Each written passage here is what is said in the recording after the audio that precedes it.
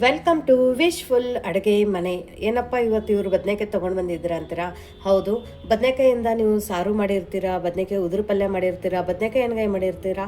But ಈ recipe ಮಾತ್ರ ಡೆಫಿನೇಟಾಗಿ ನೀವು ಮಾಡಲಿಕ್ಕಿಲ್ಲ. ಅಷ್ಟು ಡಿಫ್ರೆಂಟ್ ರೆಸಿಪಿ ಇದೆ, ಅಷ್ಟು ಯುನೀಕ್ ರೆಸಿಪಿ ಇದೆ, ದಿಢೀರಂತ ಆಗೋವಂಥ ರೆಸಿಪಿ ಇದೆ.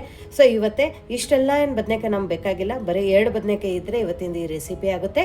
ಯಾವ ಥರ ಮಾಡೋಣಪ್ಪ, ಇದು ತುಂಬ ಡಿಫ್ರೆಂಟ್ ರೆಸಿಪಿ, ಯುನೀಕ್ ರೆಸಿಪಿ ಅಂತ ನೋಡೋಣ ಬನ್ನಿ. ಇಲ್ಲಿ ನೋಡಿ, ಇವಾಗ ಒಂದು ಬೌಲನ್ನು ತಗೊಳ್ಳೋಣ. ಈ ಬೌಲ್ ಒಳಗಡೆ 1 ಕಪ್ಪದಷ್ಟು ಅಕ್ಕಿ ಹಿಟ್ಟನ್ನು ಹಾಕೊಳ್ಳೋಣ. ಇವಾಗ ಅಕ್ಕಿ ಹಿಟ್ಟು ಹಾಕೊಂಡ ನಂತರ 1 ಕಪ್ ಅಕ್ಕಿ ಹಿಟ್ಟಕ್ಕೆ 3 ಕಪ್ಪದಷ್ಟು ಇಲ್ಲಿ ನಾವು ನೀರನ್ನು ಹಾಕೋಬೇಕು. ಬಟ್ ಬ್ಯಾಚ್ ವೈಸ್ ಇಲ್ಲಿ ನಾನು ನೀರನ್ನು ಹಾಕೋತೀನಿ. ನೋಡಿ, ಒಂದು ಸರ್ತಿ ಇಲ್ಲಿ ನಾನು ಇವಾಗ 2 ಕಪ್ಪದಷ್ಟು ನೀರನ್ನು ಹಾಕ್ಕೊಂಡಿದ್ದೀನಿ. ಒಂದೇ ಸರ್ತಿಗೆ ಇದನ್ನು ನೀಟಾಗಿ ಮಿಕ್ಸ್ ಮಾಡ್ಕೊಳ್ಳೋಣ. ಅಕ್ಕಿ ಹಿಟ್ಟಿರೋದ್ರಿಂದ ಗಂಟಾಗೋದಿಲ್ಲ ಇದ್ರೊಳಗಡೆ, ಹಾಗಾಗಿ ಟೆನ್ಷನ್ ಫ್ರೀ ರೆಸಿಪಿನ ನಾವು ಮಾಡ್ಕೋಬೋದು. ಇನ್ನು ಯಾರು ನೀವು ನಮ್ಮದು ವಾಟ್ಸಪ್ ಗ್ರೂಪನ್ನು ಜಾಯಿನ್ ಆಗಿಲ್ಲ ಅಂದರೆ ವಿಶ್ವಲ್ ಅಡುಗೆ ಮನೆ ವಾಟ್ಸಪ್ ಗ್ರೂಪ್ ಲಿಂಕನ್ನು ನಾನು ಡಿಸ್ಕ್ರಿಪ್ಷನ್ ಬಾಕ್ಸಲ್ಲಿ ಕೊಟ್ಟಿದ್ದೀನಿ. ಆ ಲಿಂಕ್ ಮೇಲೆ ಕ್ಲಿಕ್ ಮಾಡಿದರೆ ಸಾಕು, ನೀವು ನಮ್ಮ ಜೊತೆ ಕನೆಕ್ಟ್ ಆಗ್ತೀರಾ. ನೋಡಿ, ಇದನ್ನು ನೀಟಾಗಿ ಮಿಕ್ಸ್ ಮಾಡ್ಕೊಂಡಿರೋದು. ನೀವು ಅಕ್ಕಿ ಹಿಟ್ಟು ಯಾವ್ದು ಬೇಕಾದ್ರೂ ತೊಗೋಬೋದು, ಮನೆಯದು ತೊಗೋಬೋದು, ಅಂಗಡಿದು ತೊಗೋಬೋದು. ಸೊ ಯಾವ್ದು ಅಕ್ಕಿ ಹಿಟ್ಟು ತೊಗೊಂಡಿದ್ರೂ ಪರವಾಗಿಲ್ಲ. ಬರೀ ಇದನ್ನು ಒಂದು ಸರ್ತಿ ನೀಟಾಗಿ ಈ ಥರ ಮಿಕ್ಸ್ ಮಾಡ್ಕೊಳ್ಳೋಣ. ನೋಡಿ, ಅಕ್ಕಿ ಹಿಟ್ಟು ತುಂಬ ಸುಲಭವಾಗಿ ಮಿಕ್ಸ್ ಆಗುತ್ತೆ. ಇವಾಗ ಇದ್ರೊಳಗಡೆ ರುಚಿಗೆ ತಕ್ಕಷ್ಟು ಉಪ್ಪನ್ನು ಹಾಕ್ಕೊಳ್ಳೋಣ, ಸ್ವಲ್ಪ ಬಿಳಿ ಎಳ್ಳನ್ನು ಹಾಕ್ಕೊಳ್ಳೋಣ, ಸ್ವಲ್ಪ ಕೊತ್ತಂಬರಿ ಸೊಪ್ಪನ್ನು ಹಾಕ್ಕೊಳ್ಳೋಣ, ಸ್ವಲ್ಪ ಚಿಲ್ಲಿ ಫ್ಲೇಕ್ಸ್ ಹಾಕ್ಕೊಳ್ಳೋಣ. ಇವಾಗ ಇದೆಲ್ಲನೂ ನೀಟಾಗಿ ಮಿಕ್ಸ್ ಮಾಡ್ಕೊಳ್ಳೋಣ. ಪರ್ಫೆಕ್ಟ್, ತುಂಬ ಚೆನ್ನಾಗಿದೆ. ಉತ್ತರ ಕರ್ನಾಟಕದ ಸ್ಪೆಷಲ್ ಮಸಾಲೆ ಖಾರ ಮತ್ತು ಬೆಂಗಳೂರು ಹಾಸನದ್ದು ಸ್ಪೆಷಲ್ ಅಥೆಂಟಿಕ್ ಟ್ರೆಡಿಷ್ನಲ್ ಸಾಂಬಾರು ಪುಡಿ ಮತ್ತು ಪ್ಯೂರ್ ಆರ್ಗ್ಯಾನಿಕ್ ಗುಂಟೂರು ಬೆಳಗ್ಗೆ ಮಿಕ್ಸ್ ರೆಡ್ ಚಿಲ್ಲಿ ಪೌಡರು ಯಾರಿಗಾದರೆ ಬೇಕಂದರೆ ವಾಟ್ಸಪ್ ನಂಬರ್ ಡಿಸ್ಕ್ರಿಪ್ಷನ್ ಬಾಕ್ಸಲ್ಲಿದೆ. ಆ ನಂಬರ್ಗೆ ಮೆಸೇಜ್ ಮಾಡಿದರೆ ಸಾಕು, ನಿಮ್ಮ ಎಲ್ಲ ಡೀಟೇಲ್ಸ್ ಸಿಗುತ್ತೆ. ಪ್ಯೂರ್ ಆರ್ಗ್ಯಾನಿಕ್ ಇದೆ, ಒಂದು ಸರ್ತಿ ನೀವು ಟ್ರೈ ಮಾಡಿ ನೋಡ್ಬೋದು. ಸುಮಾರು ಜನ ತೊಗೊಂಡಿದ್ದಾರೆ, ತುಂಬ ಚೆನ್ನಾಗಿ ಫೀಡ್ಬ್ಯಾಕ್ ಇದೆ. ನೋಡಿ, ಇವಾಗ ಇದು ಮಿಕ್ಸ್ ಆಗಿದೆ. ಇವಾಗ ಇದನ್ನು ಮುಚ್ಚಿಬಿಟ್ಟು ಪಕ್ಕಕ್ಕೆ ಇಡೋಣ.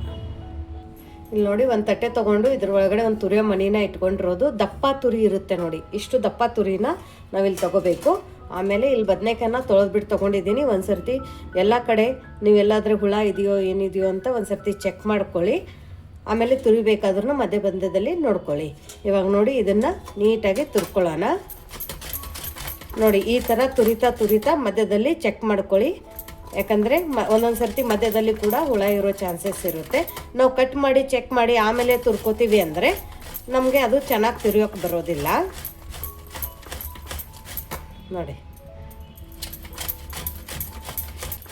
ಇವಾಗ ನೋಡಿ, ತುರಿತಾ ಇದು ಮೇಲ್ಗಡೆ ಸಿಪ್ಪೆ ಬರುತ್ತಲ್ಲ, ಇದನ್ನು ಹಾಕ್ಕೊಳಕ್ಕೆ ಹೋಗಬಾರ್ದು. ಇದನ್ನು ಮೇಲ್ಗಡೆ ಸಿಪ್ಪೆನ ನಾವು ತೆಗೆದುಬಿಡೋಣ. ಮತ್ತು ಇದನ್ನು ತುರ್ಕೋತಗೋಣ. ನೋಡಿ, ಎಲ್ಲಿ ಹುಳ ಇಲ್ಲ, ಏನಿಲ್ಲ, ಚೆನ್ನಾಗಿದೆ ಬದನೆಕಾಯಿನ ತೊಗೋಬೇಕಾದ್ರೆ ನೋಡ್ಬಿಟ್ಟು ತೊಗೊಳ್ಳಿ. ಯಾಕಂದರೆ ತುಂಬ ಸಾಫ್ಟಾಗಿರುವಂಥ ಬದನೆಕಾಯಿನ ತೊಗೊಳಕ್ಕೆ ಹೋಗಬೇಡಿ, ಇಲ್ಲಾಂದರೆ ತುರಿಯೋಕ್ಕೆ ಬರೋದಿಲ್ಲ. ನೋಡಿ, ಈ ಥರ ತುರ್ಕೊಂಡಿರೋದು. ಇದನ್ನು ಪಕ್ಕಕ್ಕಿಡೋಣ. ಇವಾಗ ನೋಡಿ,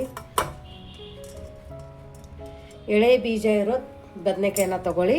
ಇಲ್ಲಿ ನೋಡಿ, ನಮ್ಮದು ಬದನೆಕಾಯಿ ತುರಿ ರೆಡಿಯಾಗಿದೆ. ನಾನು ಇನ್ನೊಂದು ಬದನೆಕಾಯಿನೂ ಇದೇ ಥರ ತುರ್ಕೊಂಡು ಬರ್ತೀನಿ. ನೋಡಿ, ಇದೇ ಥರ ಇಲ್ಲಿ ನಾನು ಇನ್ನೊಂದು ಬದನೆಕಾಯಿನೂ ಕೂಡ ತುರ್ಕೊಂಡಿದ್ದೀನಿ. ಇವಾಗ ಇದ್ರೊಳಗಡೆ ಇದೆಲ್ಲನೂ ತಕ್ಕೊಳ್ಳೋಣ. ಇಲ್ಲಿ ನೋಡಿ, ಇವಾಗ ಈ ತುರ್ಕೊಂಡಿರೋದು ತುರಿನ ನಾವು ಇಮಿಡಿಯೇಟಾಗಿ ಇಲ್ಲೇ ನಾವು ಹಿಟ್ಟು ಕಲಿಸಿಟ್ಟಿದ್ವಲ್ಲ ಇದ್ರೊಳಗಡೆ ಹಾಕೋಬೇಕು. ಈ ಪ್ರೊಸೆಸ್ ತುಂಬ ಫಾಸ್ಟಾಗಿ ಮಾಡಬೇಕು, ಇಲ್ಲಾಂದ್ರೆ ತುಂಬ ಕರಿ ಆಗುತ್ತೆ ಬದನೆಕಾಯಿ.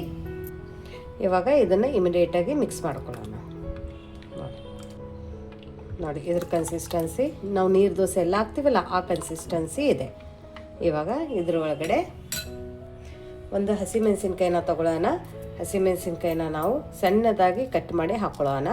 ಮನೇಲಿ ಚಿಕ್ಕ ಮಗು ಇದೆ ಅಥವಾ ವಯಸ್ಸಾದವ್ರು ಇದ್ದಾರೆ ಅಂದರೆ ನೀವು ಹಸಿಮೆಣಸಿನ್ಕಾಯಿನ ಸ್ಕಿಪ್ ಮಾಡ್ಬೋದು. ಬಟ್ ಈ ಥರ ಹಾಕೊಂಡು ತಿಂದಾಗ ತುಂಬ ಚೆನ್ನಾಗಿ ರುಚಿ ಬರುತ್ತೆ. ತುಂಬ ಸಣ್ಣದಾಗಿ ಕಟ್ ಮಾಡ್ಕೊಳ್ಳಿ ಹಸಿಮೆಣಸಿನ್ಕಾಯಿನ. ಇದೆಲ್ಲ ತುಂಬ ಡಿಫ್ರೆಂಟ್ ರೆಸಿಪಿ. ನೀವು ಈ ರೆಸಿಪಿ ಯಾವತ್ತೂ ಟ್ರೈ ಮಾಡಿಲ್ಲ ಅಂದರೆ ಖಂಡಿತ ಟ್ರೈ ಮಾಡಿ. ಹೇಗೆ ಬಂತು ಅಂತ ನಮಗೆ ಕಮೆಂಟ್ ಮೂಲಕ ತಿಳಿಸೋದನ್ನು ಮರಿಬೇಡಿ. ಇವಾಗ ನೋಡಿ, ಇದು ನೀಟಾಗಿ ಎಲ್ಲ ಮಿಕ್ಸ್ ಆಗಿದೆ. ಮಿಕ್ಸ್ ಆದ ನಂತರ ಇವಾಗ ಮೇಲ್ಗಡೆ ಮುಚ್ಚಳನ ಮುಚ್ಚಿಬಿಟ್ಟು ಒಂದು 10 ನಿಮಿಷ ಬಿಡೋಣ. ಇವಾಗ ನೋಡಿ 10 ನಿಮಿಷ ಆಗಿದೆ. 10 ನಿಮಿಷಕ್ಕಿಂತ ಜಾಸ್ತಿ ಇಡೋದೇನು ಬೇಕಾಗಿಲ್ಲ. ನಿಮ್ಮ ಹತ್ರ ಅಷ್ಟು ಟೈಮ್ ಇಲ್ಲ ಅಂದರೆ ಇನ್ಸ್ಟೆಂಟಾಗಿ ಕೂಡ ಮಾಡ್ಕೋಬೋದು. ಸೊ ನೋಡಿ ಒಂದು ಸರ್ತಿ ಈ ಥರ ನೀಟಾಗಿ ಕೈ ಆಡಿಸ್ಕೊಳ್ಳೋಣ. ಇವಾಗ ಒಂದು ಸೌಟನ್ನು ತೊಗೊಂಡ್ಬಿಟ್ಟು ಇಲ್ಲಿ ನೋಡಿ, ಇವಾಗ ಕಬ್ಬಿಣದ್ದು ತವೆನೇ ನಾನು ದೋಸೆ ತವೆ ಅಂತ ಯೂಸ್ ಮಾಡ್ತೀನಿ. ಸೊ ಇದು ಚೆನ್ನಾಗಿ ನಾನು ಎಣ್ಣೆ ಹಚ್ಚಿ ಇದ್ರ ತವೆನ ರೆಡಿ ಮಾಡ್ಕೊಂಡಿದ್ದೆ. ಹಾಗಾಗಿ ನಾನು ಯಾವಾಗಲೂ ಇದು ಕಬ್ಬಿಣದ ತವೆನೇ ಯೂಸ್ ಮಾಡ್ತೀನಿ. ನಿಮ್ಮ ಹತ್ರ ನಾನ್ ಸ್ಟಿಕ್ ಇದೆ ಅಂದರೆ ನಾನ್ ಸ್ಟಿಕ್ಕನ್ನು ಯೂಸ್ ಮಾಡ್ಕೋಬೋದು, ಅಥವಾ ನೀವು ದೋಸೆಗೆಲ್ಲ ಯಾವತ್ತು ತೊಗೋತೀರೋ ಅದೇ ತವೆನೇ ಯೂಸ್ ಮಾಡ್ಕೋಬೋದು. ಸ್ವಲ್ಪ ಎಣ್ಣೆ ಹಚ್ಚಿಬಿಟ್ಟು ಇದನ್ನು ನೀಟಾಗಿ ಒರೆಸ್ಕೊಳ್ಳೋಣ. ಫ್ಲೇಮನ್ನು ಮಾತ್ರ ಹೈ ಫ್ಲೇಮಲ್ಲಿನೇ ಇಟ್ಕೊಂಡು ಈ ತವೆನ ಚೆನ್ನಾಗಿ ಕಾಯಿಸ್ಕೊಂಡಿರಬೇಕು. ಇಲ್ಲಿ ನೀವು ನೋಡ್ತಾ ಇರ್ಬೋದು ಹೊಗೆ ಬರ್ತಾ ಇದೆ. ಇವಾಗ ಫ್ಲೇಮನ್ನು ನಾವು ಲೋ ಫ್ಲೇಮಲ್ಲಿನೇ ಇಟ್ಕೋಬೇಕು. ಆಮೇಲೆ ಈ ಬ್ಯಾಟರನ್ನು ಪ್ರತಿ ಸಲ ಹಾಕೋಬೇಕಾದ್ರೆ ಈ ಥರ ತಿರುವು ಬಿಟ್ಟೆ ಹಾಕೋಬೇಕು, ಇಲ್ಲಾಂದರೆ ತೆಳಗಡೆ ಗಟ್ಟಿಯಾಗಿ ಕುತ್ಕೊಳ್ಳುತ್ತೆ, ಮೇಲ್ಗಡೆ ನೀರಾಗಿರುತ್ತೆ. ಹಾಗಾಗಿ ಈ ಥರ ಬ್ಯಾಟರನ್ನು ತಿರುವು ಬಿಟ್ಟು ಇಲ್ಲಿ ನಾವು ಈ ಥರ ಹಾಕೋಬೇಕು.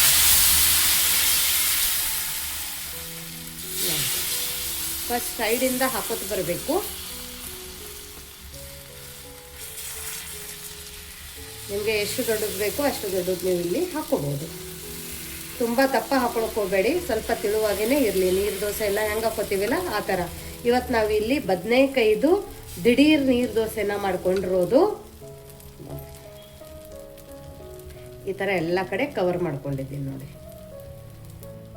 ಇವಾಗ ಎಲ್ಲ ಹಾಕೊಂಡ ನಂತರ ಉರಿನ ಫುಲ್ ಲೋ ಟು ಮೀಡಿಯಮ್ ಫ್ಲೇಮಲ್ಲಿನೇ ಇಟ್ಕೋಬೇಕು. ಆಮೇಲೆ ಮೇಲ್ಗಡೆಯಿಂದ ಒಂದು ಸ್ವಲ್ಪ ಎಣ್ಣೆ ಬಿಡೋಣ, ಯಾಕಂದರೆ ಚೆನ್ನಾಗಿ ಕಲರ್ ಬರುತ್ತೆ, ಕ್ರಿಸ್ಪಿಯಾಗಿ ಕೂಡ ಬರುತ್ತೆ ನೋಡಿ. ನೀವು ಬೇಕಂದರೆ ತುಪ್ಪ ಅಥವಾ ಬೆಣ್ಣೆ ಕೂಡ ಹಾಕೋಬೋದು. ನೋಡಿ ಇಲ್ಲೆಲ್ಲ ತೂತಾಗಿ ಎಷ್ಟು ಚೆನ್ನಾಗಿ ಬಂದಿದೆ. ಉರಿ ಮಾತ್ರ ಲೋ ಟು ಮೀಡಿಯಮ್ ಫ್ಲೇಮಲ್ಲಿನೇ ಇಟ್ಕೋಬೇಕು, ಯಾಕಂದರೆ ಇದು ತುಂಬ ನಿಧಾನ ಬೇಯುತ್ತೆ. ನೀವು ಅವಸರ ಮಾಡಿ ತೆಗೆಯೋಕೆ ಹೋದರೆ ಇದು ಚೆನ್ನಾಗಿ ಬೇಯೋದು ಇಲ್ಲ ಮತ್ತು ಚೆನ್ನಾಗಿ ಬರೋಂಗಿಲ್ಲ. ಹಂಗಾಗ್ಬಿಟ್ಟು ನೀವು ನಿಧಾನಕ್ಕೆ ಇದನ್ನು ಪೇಷನ್ಸಿಂದ ಬೇಯಿಸ್ಕೋಬೇಕಾಗತ್ತೆ. ಇವಾಗ ನೋಡಿ, ಈ ರೆಸಿಪಿ ಬದನೆಕಾಯಿ ನೀರು ದೋಸೆ ರೆಸಿಪಿ ನಿಮ್ಗೆ ಗೊತ್ತಿದ್ದರೆ ಕಮೆಂಟ್ ಹಾಕಿ, ಗೊತ್ತಿಲ್ಲ ಅಂದರೆ ಟ್ರೈ ಮಾಡಿ. ಯಾಕಂದರೆ ನಾವು ವಿಶ್ವಲ್ ಅಡುಗೆ ಮನೆಯಲ್ಲಿ ತುಂಬ ಈಸಿ ರೆಸಿಪಿ, ಸಿಂಪಲ್ ರೆಸಿಪಿ, ಕಡಿಮೆ ಟೈಮದ ರೆಸಿಪಿ ಹಾಗೂ ಉತ್ತರ ಕರ್ನಾಟಕದ ಫೇಮಸ್ ರೆಸಿಪಿನ ಮಾಡ್ತಾ ಇರ್ತೀವಿ. ಸೊ ಹೊಸ ರುಚಿ, ಹೊಸ ಅಡುಗೆ ನಿಮಗೆ ಹೇಗೆ ಅನ್ನಿಸ್ತೆ ಅಂತ ಕಮೆಂಟ್ ಮೂಲಕ ತಿಳಿಸೋದನ್ನು ಮರಿಬೇಡಿ. ನೋಡಿ ಇವಾಗ ಮಧ್ಯಮ ಉರಿಯಲ್ಲಿ ಇಡೋದ್ರಿಂದ ಬರೀ ಮಧ್ಯದಲ್ಲಿನೇ ಇದು ಚೆನ್ನಾಗಿ ಬೇಯುತ್ತೆ, ಸುತ್ತ ಬೇಯೋದಿಲ್ಲ. ತೆವಿನೂ ದೊಡ್ಡದಾಗಿದೆ, ಹಾಗಾಗಿ ಈ ಥರ ಒಂದು ಸ್ವಲ್ಪ ನೀವು ತೆವಿನ ಮೂವ್ ಮಾಡಿ, ಅಂದರೆ ಎಜ್ಜೆಸಕ್ಕೂ ಕೂಡ ತುಂಬ ಚೆನ್ನಾಗಿ ಬೇಯುತ್ತೆ.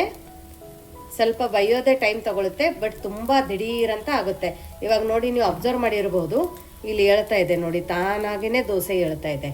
ಸೊ ಈ ಥರ ಹೇಳ್ತಾ ಇದೆ ಅಂದರೆ ನಮ್ಮ ದೋಸೆ ಇವಾಗ ಚೆನ್ನಾಗಿ ಬೇಯ್ದಿದೆ ಅಂತ. ಇವಾಗ ಉರಿನ ಲೋ ಫ್ಲೇಮಲ್ಲಿ ಇಟ್ಕೊಳ್ಳೋಣ. ಆಮೇಲೆ ಸ್ವಲ್ಪ ನಿಧಾನಕ್ಕೆ ಇದನ್ನು ಈ ಥರ ತಕ್ಕೊಳ್ಳೋಣ. ತುಂಬ ಅವಸರ ಮಾಡಬೇಡಿ, ಯಾಕಂದರೆ ಮಧ್ಯದಲ್ಲಿ ನೋಡಿ ಈ ಥರ ತೂತಾ ಇದೆಯಲ್ಲ, ಅದ್ರ ಒಳಗಡೆ ಅಕಸ್ಮಾತ್ ಕಡ್ಚಿ ಎಲ್ಲ ಹೋಗಿಬಿಟ್ರೆ ಇದು ನೀಟಾಗಿ ಬರೋಂಗಿಲ್ಲ, ಹರಿದೋಗುತ್ತೆ. ಹಾಗಾಗಿ ಒಂದು ಸ್ವಲ್ಪ ಪೇಷನ್ಸಿಂದ ನಿಧಾನಕ್ಕೆ ತಕ್ಕೊಳ್ಳೋಣ ನೋಡಿ. Wow, perfect.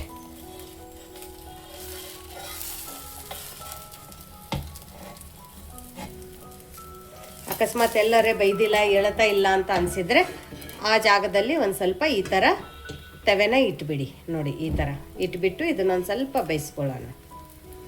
ಸೊ ಇದು ಬೇಯಿಸೋದು ಒಂದೇ ಟೈಮ್ ತಗೊಳುತ್ತೆ, ಮಿಕ್ಕಿದೆಲ್ಲ ತುಂಬ ಬೇಗ ಆಗುತ್ತೆ. ಇವಾಗ ನೋಡಿ, ಇದನ್ನು ಇವಾಗ ತಕ್ಕೊಳ್ಳೋಣ ನೋಡಿ. ತೆಗಿಬೇಕಾದ್ರೂ ಸ್ವಲ್ಪ ತವೆನ ಈ ಥರ ಮೂವ್ ಮಾಡ್ಕೊಳ್ಳಿ, ಅಂದರೆ ಬೇಗ ಬರುತ್ತೆ ನೋಡಿ.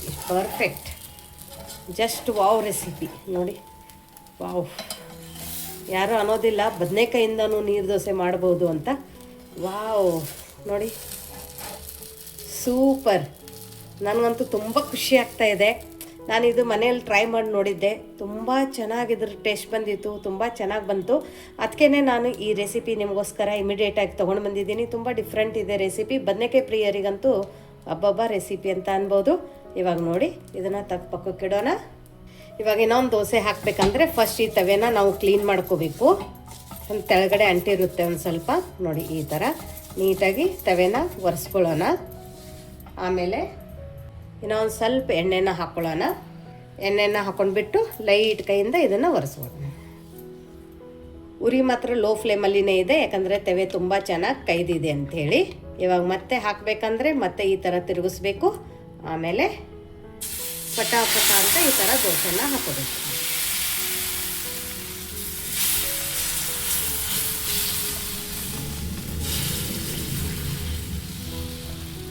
ನೋಡಿ ನನ್ನ ತೆವಿ ತುಂಬ ದೊಡ್ಡದಾಗೈತೆ, ಹಾಗಾಗಿ 3 ದೋಸೆ ಆಗುತ್ತೆ.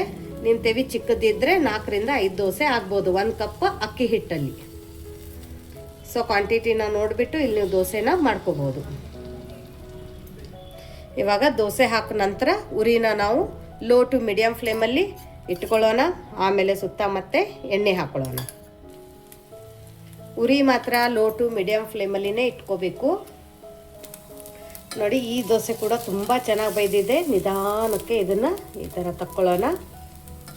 ನೋಡಿ ಫಸ್ಟ್ ಮಧ್ಯದಲ್ಲಿ ಎತ್ತಿಬಿಡಿ, ಇಲ್ಲ ಅಂದರೆ ಸೀದೋಗುತ್ತೆ. ಪರ್ಫೆಕ್ಟ್.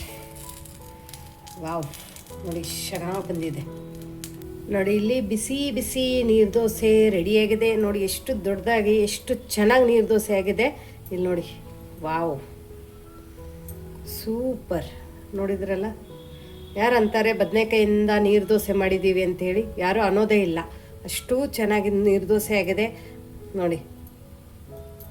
ಸೂಪರ್. ಕ್ರಿಸ್ಪಿ ಬೇಕಂದರೆ ಕ್ರಿಸ್ಪಿ, ಸಾಫ್ಟ್ ಬೇಕಂದರೆ ಸಾಫ್ಟು, ಅಷ್ಟು ಚೆನ್ನಾಗಿ ನೀರು ದೋಸೆ ಆಗಿದೆ. ಇವಾಗ ಯಾವಾಗಲೂ ನೀರು ದೋಸೆನ ನಾವು ಚಟ್ನಿ ಜೊತೆ ತಿಂತೀವಿ. ಇವತ್ತು ಇಲ್ಲಿ ನಾವು ತಿಂತಾಯಿದ್ದೀವಿ ದುಂಡು ಮೆಣಸಿನ್ಕಾಯಿ ಎಡಗೈ ಜೊತೆ ನೀರು ದೋಸೆ. ತುಂಬ ಸಖತ್ತಾಗಿರುತ್ತೆ. ಅದಷ್ಟೇ ಅಲ್ಲದೆ ಇಲ್ಲಿ ನಾನು ದಾಲು ಕೂಡ ಮಾಡ್ಕೊಂಡಿದ್ದೀನಿ. ಸೊ ನೋಡಿ, ಪರ್ಫೆಕ್ಟ್ ಕಾಂಬಿನೇಷನು.